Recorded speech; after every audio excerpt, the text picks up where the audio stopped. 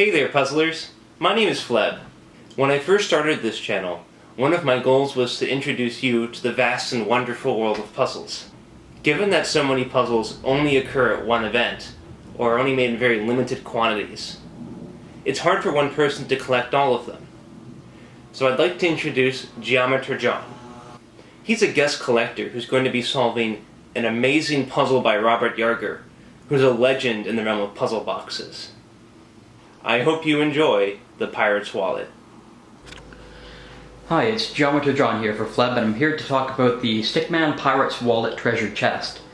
Now, this was made by Robert Yarger. He's been making puzzles for about 15 years now, and this one was made back in 2014. I call it a sequential discovery puzzle because you need to find the necessary tools within the puzzle to solve the puzzle.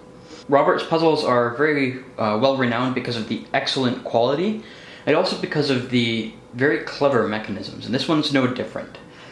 I like this one in particular because it guides you in the right places, but mostly leaves you to your own devices, and it's got this really clever bit at the end too. It takes around 22 to 23 steps to open. Cost around $500 when it was first released, but today you'd be lucky to get it for less than $1,000, say at an auction. So there are a couple interesting features about this puzzle when you're first playing with it. You can turn the knobs here. The padlock hangs freely. Came with an interesting note. It says, "Don't twist the legs."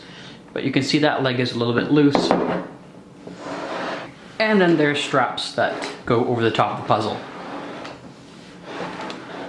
There's really not much more I can say without revealing the solution, so I'm going to go ahead and start solving it after the spoiler break.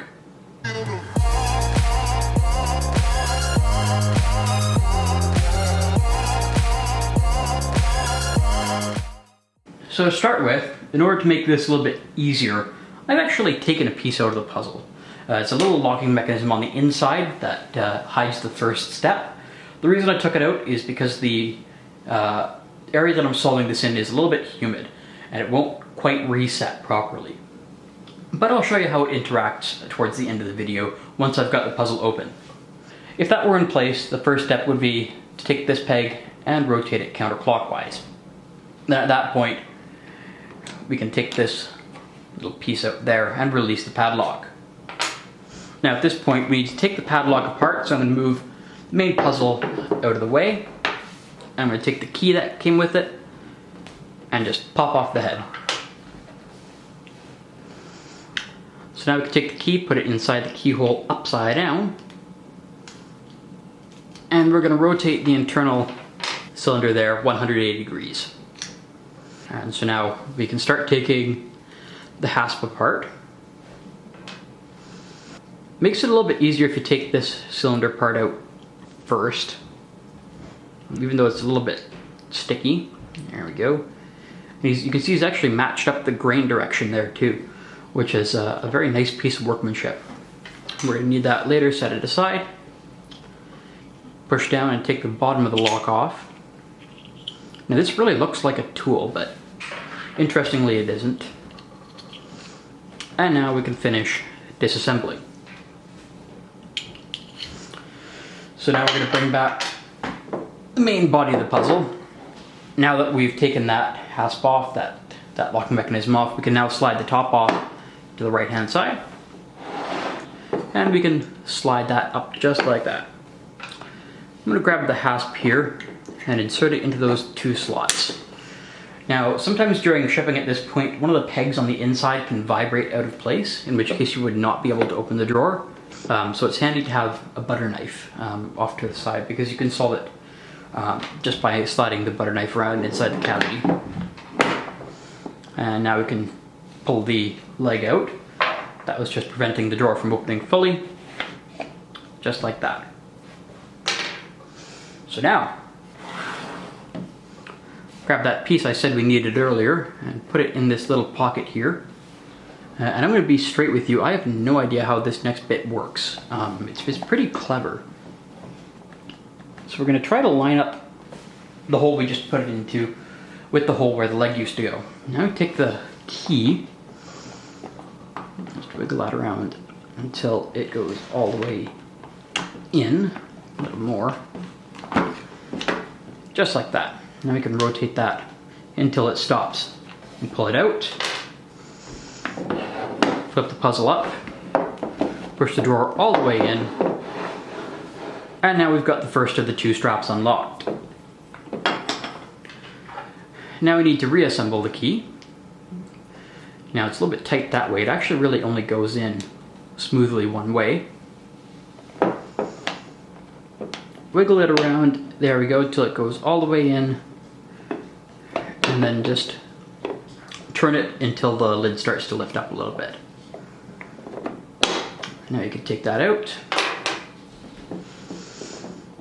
We're going to move the lid all the way to the right, and now we should be able to take this second piece out. Looks like we're not able to, so that just means that we didn't turn this quite properly in the first place.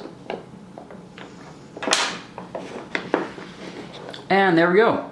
Now we've unlocked the puzzle. Lid comes off, and it reveals these 2 compartments. So these compartments are actually part of the mechanism too, which is pretty interesting. So we can take that out and take a look at the bottom of it. It's got this great big peg on it. And we can take the drawer, second drawer out as well. And it's got this little groove in it.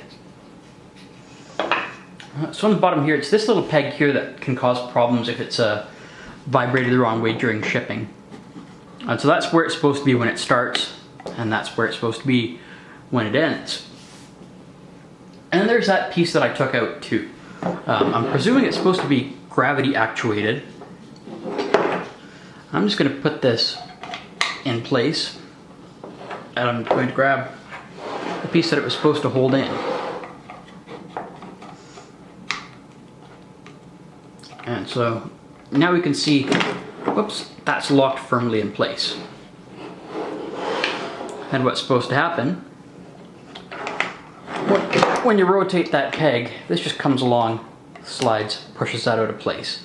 So that way, there we go, we can then, when it's in the correct position, lift the hasp up. No, there we go. Lift it up and pull it out. But I don't think I'm going to keep that in there just because it's kind of humid in my area and it tends to not slide very freely. Another interesting element is how Robert's designed it so that it's kind of difficult to put things back together backwards. So for example, these drawers. It's pretty easy to figure out that because of the location of this groove on the bottom, then that corresponds to the peg there. Just like that. The other thing we'll notice when we take the second drawer, again it'll only fit in that way. And it won't sit right if it's too far to the left. It actually nests kind of on the inside there. And then I could take this and slide it back and forth, which reveals the full opening for those keyholes there for either strap. And there we have it, the Stickman Pirate's Wallet treasure chest. So one thing I like about this puzzle is how you're using the key in different forms at various points throughout the puzzle, and also how you're using the lock itself as not necessarily just a lock, but also as a holder for some of the tools involved. I also like the fact that he's made it so that you can only really reassemble it one way. You can't put things in backwards, which is quite nice, because while puzzlers are very good at taking things apart, sometimes getting them back together can be a bit of a challenge. Thanks for watching.